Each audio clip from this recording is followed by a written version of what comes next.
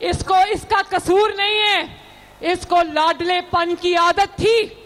इसको आदत थी कि ये जब उमर अता बंदयाल जैसे बदनाम जमाना चीफ जस्टिस की अदालत में जाता था तो वो कहता था, good to see you Imran Khan साहब, आपको मिलकर बहुत खुशी हुई। इसको आदत थी कि आज कैद हुई है, कल बेल भी हो जाए, रिहाई मिल जाए। इसको आदत थी कि मर्सिडीज में बिठाकर इसको अदालत से रुखसत किया जाता था और कहा जाता था, इसको रेस्ट हाउस ले जाओ, इसको आराम कराओ। इसको सहूलतकारी की आदत थी। हुनो सहूलतकारियां नहीं रहियां, ना वो सहूलतकारी रही ना वो सहूलतकार रहे। अल्लाह ताला ने चुन चुन कर उनको उनके अंजाम तक पहुंचाया, इबरतनाक अंजाम तक पहुंचाया। और मैं इनको कहना चाहती हूं कि अपने वकीलों को समझाओ, अपने वकला को कहो तैयारी करके अदालत जाया करें, क्योंकि अब सास से फोन करवा के फैसले लेने की सहूलत मयसर नहीं है। अब फैसले या आवाम की अदालत करेगी या कानून करेगा, लॉ करेगा। अब मदर इन लॉ के फोन से फैसले की सहूलत मयसर नहीं है। तमाम दुनिया ने काजी फाइज ईसा की अदालत में लाइव देखा कि अदालत जवाब मांगती रही। इनके पास जवाब नहीं था कि अपने इंट्रा पार्टी इलेक्शन में धांधली क्यों की।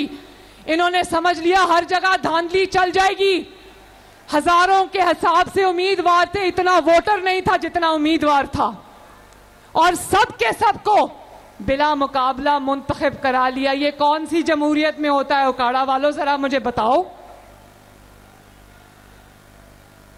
और फिर अदालत ने कहा कि सबसे इतनी लंबी लंबी आपने फीस ली है, वो फीस की जरा कोई रसीद दिखा दो। एक जज साहबा ने कहा कि दूसरों से तो रसीदें मांगते हो, अपनी कोई रसीद है तो दिखा दो। कोई रसीद होती तो दिखाते।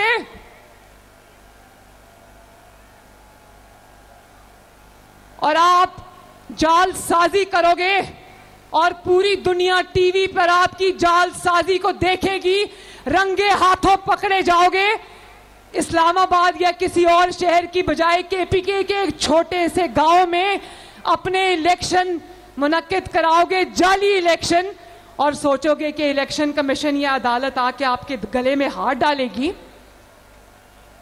2018 की तरह इन्होंने सोचा होगा आरटीएस का बटन बंद करके धांधली करके इलेक्शन जीत जाएंगे। कहा ना, अब वो सहूलतकारी मयसर नहीं है उकाड़ा वालों।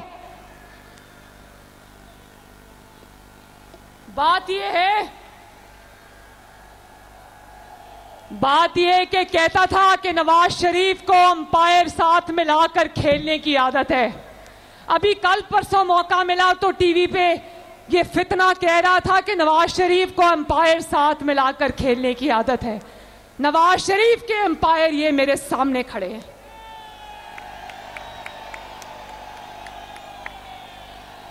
तुमने जितनी मर्तबा नवाज शरीफ को निकाला, अल्लाह के फजल से ये एम्पायर उसको वापस लेकर आए, और अब चौथी बार भी लेकर आएंगे इंशाल्लाह।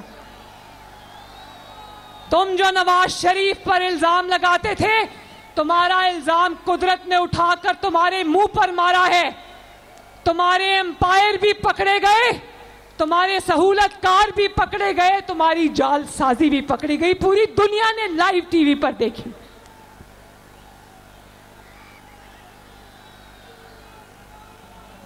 और ऐसे लोगों को इबरत का निशान मिलता है, इंतखाबी निशान नहीं मिलता। मेरे भाइयों बुजुर्गों,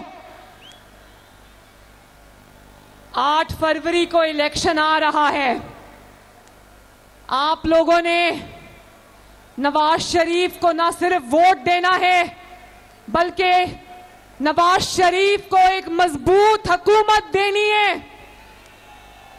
और ये मैं आज बता दूं उकाड़ा के गयूर अवाम को बताना चाहती हूं, अपनी बहनों को, बेटियों को, माओं को, बुजुर्गों को, बच्चों को बताना चाहती हूं कि अगर कोई पाकिस्तान से मोहब्बत करता है, अपनी सरजमीन से मोहब्बत करता है, इस मिट्टी से मोहब्बत करता है, अपने वतन से मोहब्बत करता है, तो वो नवाज शरीफ के अलावा किसी और को वोट दे ही नहीं सकता।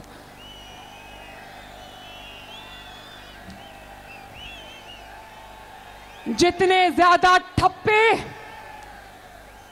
ठप्पा किस पर लगना है 8 फरवरी को? आवाज नहीं आई उकाड़ा। ठप्पा किस पर लगना है? तो फिर सुन लो, जितने ठप्पे शेर पर लगेंगे, जितने बैलेट बॉक्स से वोट शेर के निकलेंगे, उतनी तेजी से इंशाअल्लाह ताला आपकी महंगाई कम होगी। जितना वोट शेर को मिलेगा, उतनी तेजी से आपके घरों में गैस आएगी इंशाअल्लाह।